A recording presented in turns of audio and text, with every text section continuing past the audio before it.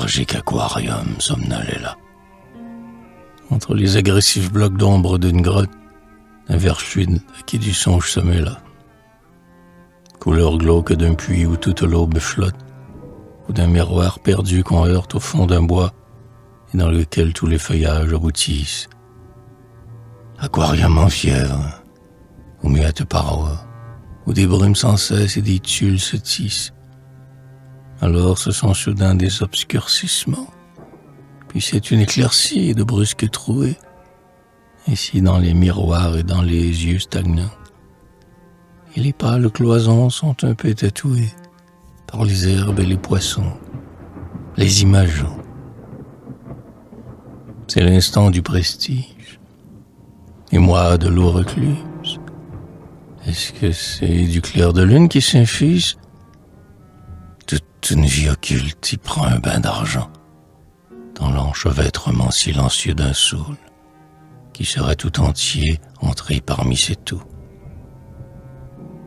Remuement incessant comme dans un cerveau, clarté terne d'éclipse et d'un minuit du pôle, on voit se dérouler des lames d'Iréto, comme si ces poissons, ces herbages, ces pierres n'étaient autres que quelques âmes prisonnières qui, captives du verre, attendent leur pardon. Des âmes s'épurant comme à demi damnées, dans ce bassin opaque où s'exila leur sort, lieu qui n'est plus la vie, qui n'est pas la mort.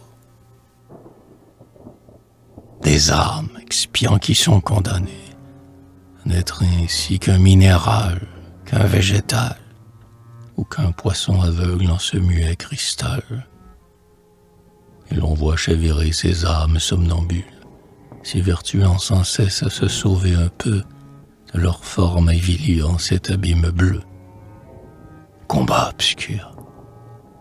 Et ces intermittentes bulles qui faufilent de lentes gouttes l'eau s'emplit, ne sont-ce pas des pleurs, rosées expiatoires, des âmes qui font là comme leur purgatoire, larmes montant la surface de l'oubli?